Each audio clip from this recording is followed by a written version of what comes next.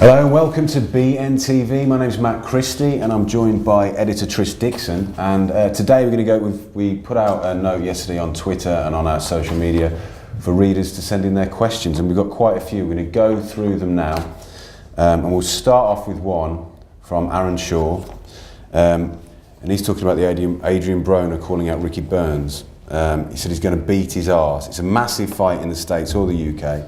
Tris, who wins and how? Tough, really tough fight for both fighters. I don't think Broner's fought anyone near Ricky's level, and I think Broner's a very different kettle of fish to anyone that Ricky's fought.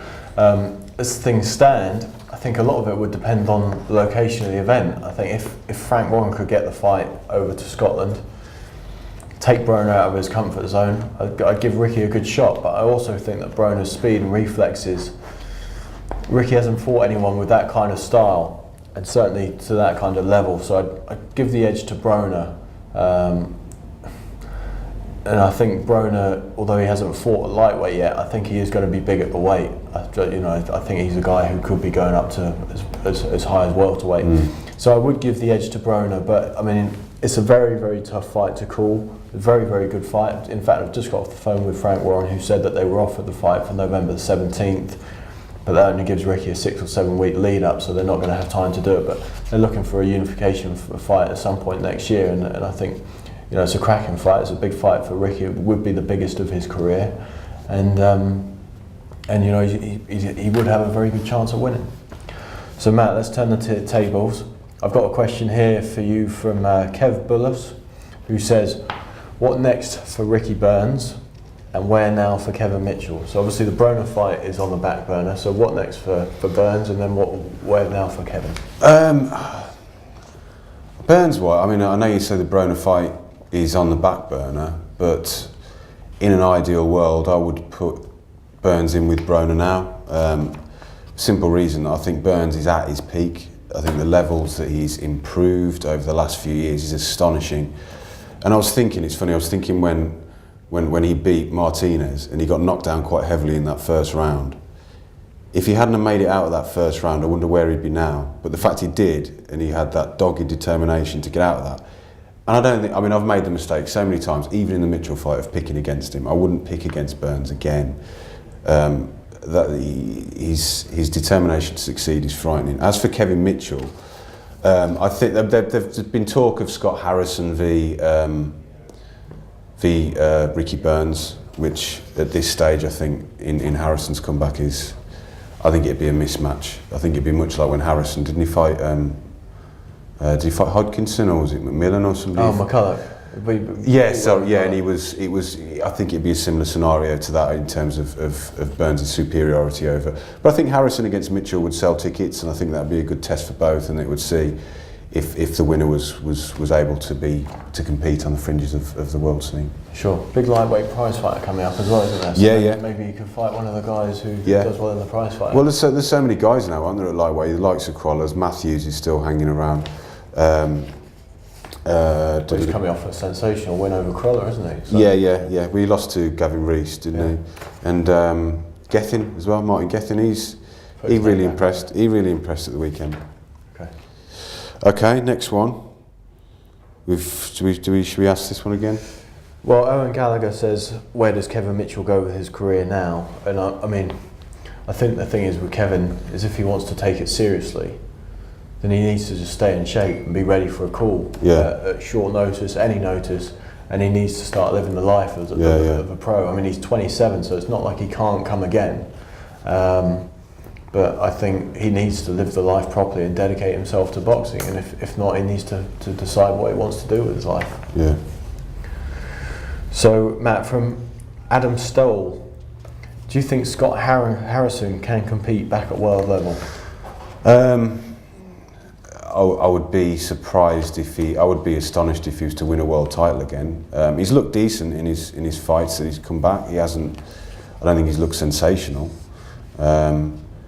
I think until he faces a decent calibre opponent, even maybe, I don't know, a fringe contender or something like that, we're not going to know. But it's very rare for a fighter to go through what Scott's been through, have the layoff that he's been through, I mean, bear in mind he was world champion almost 10 years ago now. At featherweight as well. Yeah, and that's a long time. That's a long time in boxing, and it would be a wondrous achievement if he did. Okay, Andy, we'll go for a question now from Andy Clutton. Would anyone be asking for a Chavez Jr. Martinez rematch if it hadn't been for the last round?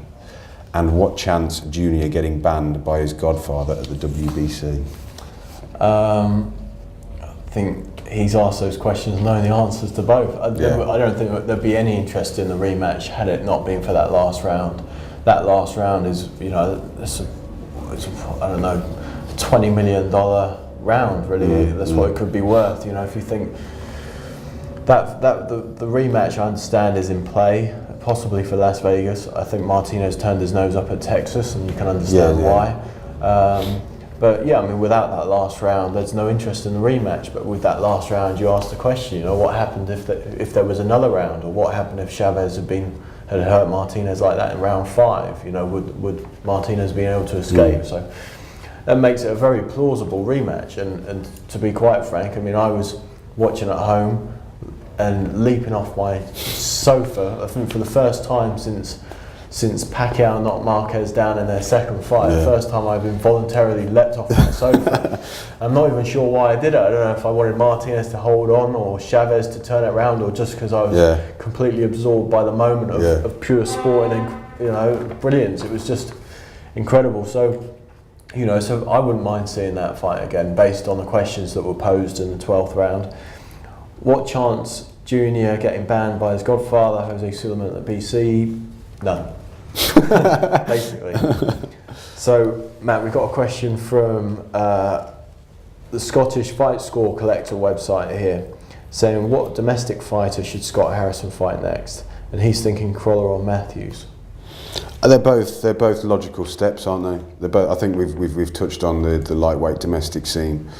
I think any of the guys that are in and around the top 5 or 6 in the country would be a logical step for Scott Harrison before he thinks about moving on to world level. And each contest would be an intriguing contest. Each contest would sell tickets if he was in the right venue.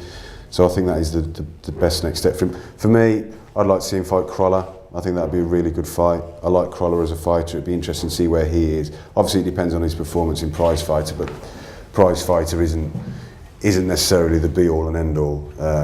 But I'd like to see how Crawler would cope with Harrison and vice versa.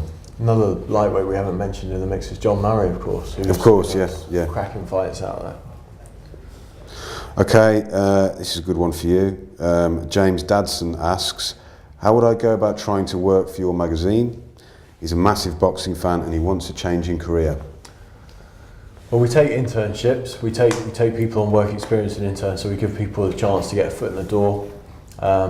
I get sent all kinds of blogs and stories that people write all the time, pretty much every day. And basically the advice that I give is to write something a little bit different and a little bit, you know, come at something from a slightly different perspective or involve some different names. I can't remember how many off the top of my head, but it's probably in the region of between 30 and 50. I got sent 30 or 50 blogs on the Ricky Burns fight. And, you know, for a start, I don't have time, unfortunately, to read them all. I read what I can, but I can't read them all.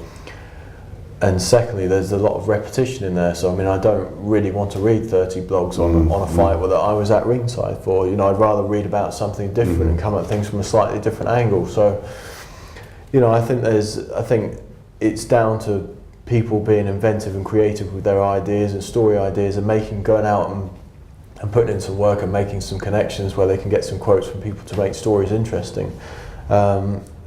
With regards to professional training, it always helps if you've got a background in journalism.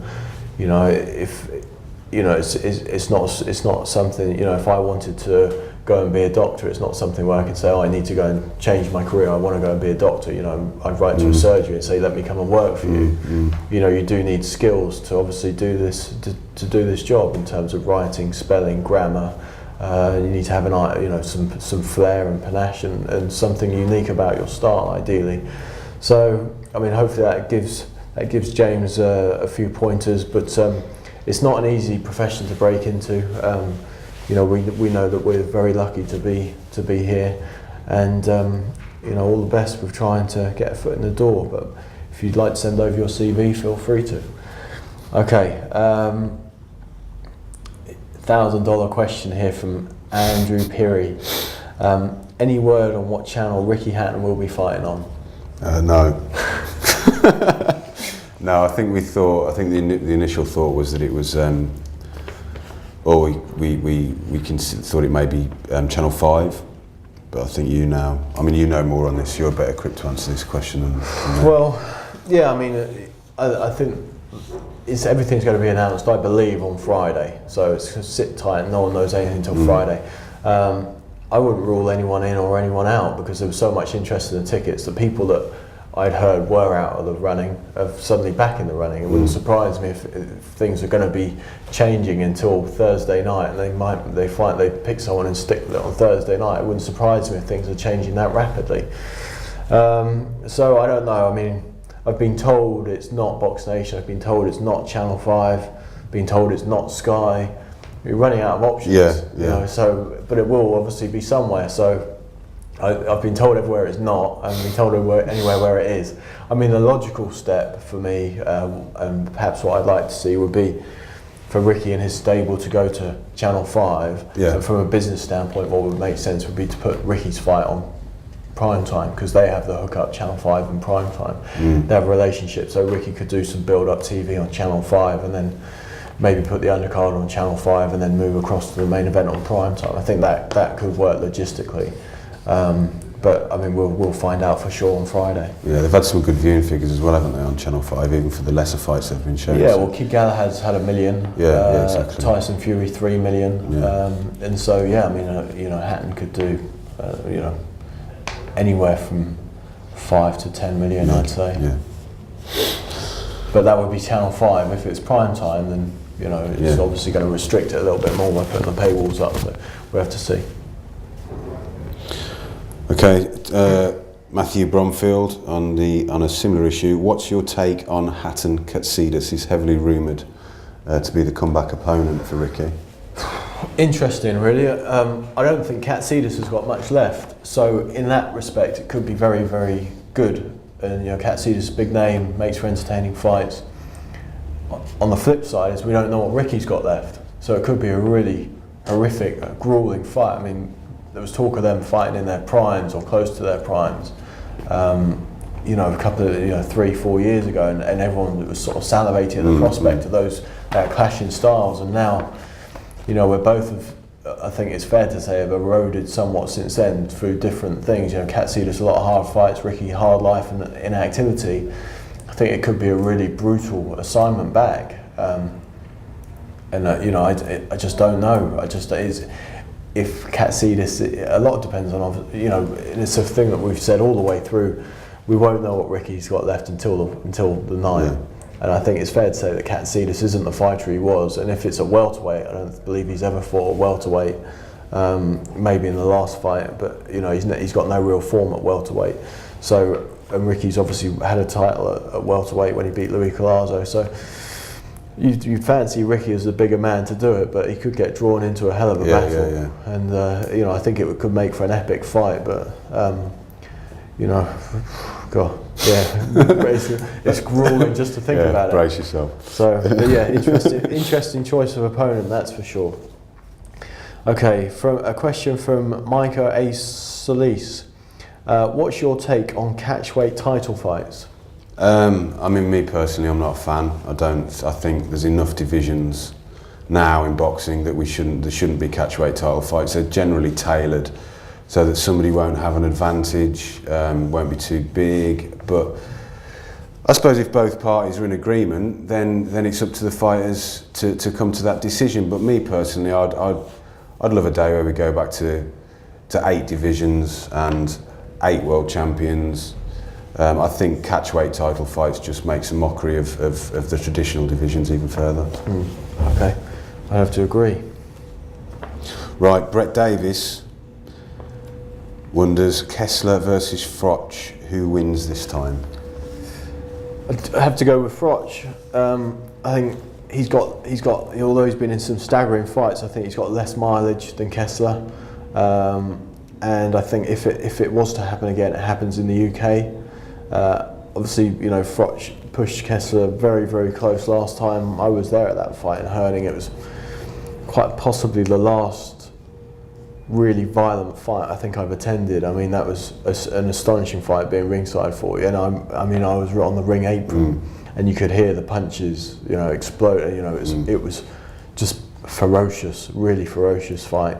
And but I think Froch wins this time. I mean, going into that fight, he had the issues with the ash cloud, the transportation. You know, the fight was on, the fight was off. He didn't know where he stood at that week. Rachel, his other half, was pregnant as well, and he had a lot on his plate. But take all that stuff aside, I think Kessler's regressed a bit.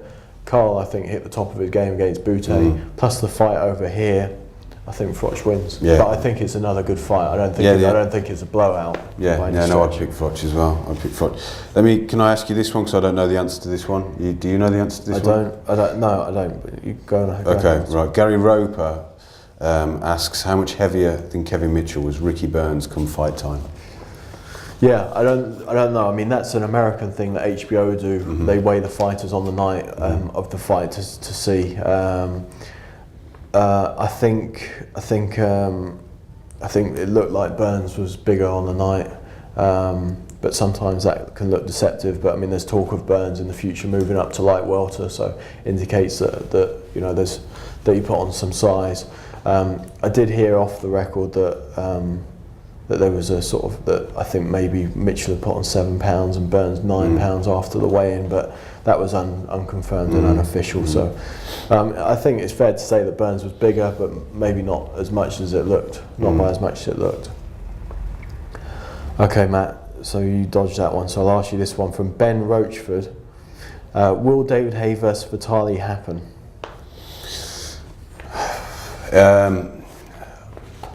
I would. It's a difficult one. Vitali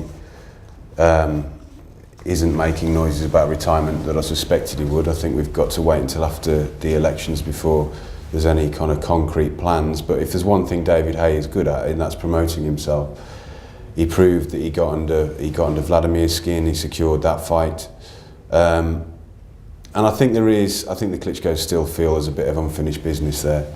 I think if it was just left to Vitali, I think he would accept that fight in a flash. Whether he'll be advised to do so is a different matter.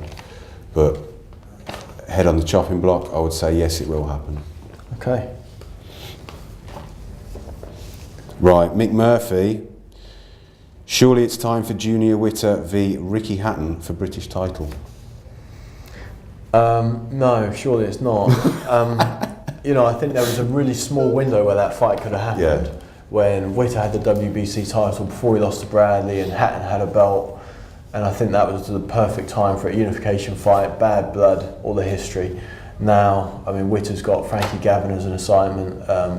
Ricky's obviously got his own stuff to do with his comeback. I've never been a fan of that from a style point. You know, I've never been a fan of that match from a stylistic point of view.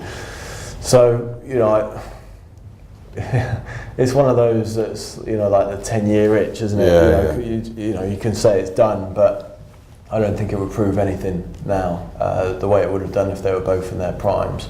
So, you know, why bother really? Why bother? Yeah. I think the interest in it has regressed to the extent where I don't think it's as marketable as it was. No, I agree. Okay. So from Stuart Law, will 2013 be the year of the super fight? Haye Vitali, Mayweather Pacquiao, Cotto Alvarez. Well, let me get my crystal ball out again. I mean, I think there's certainly encouraging signs with the way this year is coming to a close with some of the fights that we've just had, a lot of the fights that we're looking forward to. I think to get a hat trick like that, Haye Vitali, Mayweather Pacquiao and Cotto Alvarez, is perhaps when you've been a fan of boxing, you've been involved in boxing for so long, you realise that it's quite unlikely that all those will happen. I think it's probably realistic that one or two will, but Mayweather Pacquiao, I'm tired of even having it in my mind, to be honest. Cotto Alvarez, I think, is a very, very marketable fight that could happen if if Cotto wins in December. Yeah, 5th of May or something, yeah. Yeah, Massive. yeah, I think that would be huge. Hey Vitali, as I said before, yeah, it certainly could happen, but I don't know. I certainly think there's an upswing in the best fighting the best. There's certainly a possibility that 2013 could carry on where the end of 2012 left off. Okay. Right, just 2 more before we run out of time. If Ricky Burns moved to light welter, we're back with Ricky. If he moved to light welter and fought Amir Khan, who would win? And that's from one of our contributors on the website, Dewey Powell. If Ricky Burns moved to light welter and fought Amir Khan, who would win? I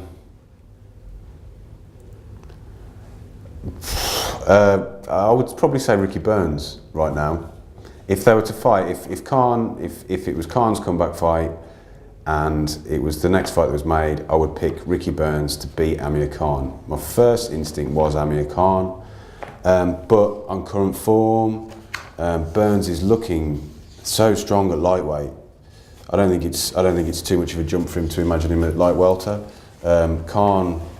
Khan's confidence has got to be all over the place. Whatever he's saying, it's got to be all over the place. New trainer. Yeah, I'd pick Burns. Okay, interesting. Okay, one more. Okay, one more. Okay, Joseph Webb. Who do you think Kell Brook could beat at world level, and how far can he go? I think Kell can go a long way. I think his problems are the 2 big guns at the weight. Obviously, despite coming off a loss of Pacquiao and Mayweather, and I think they're a bridge too far.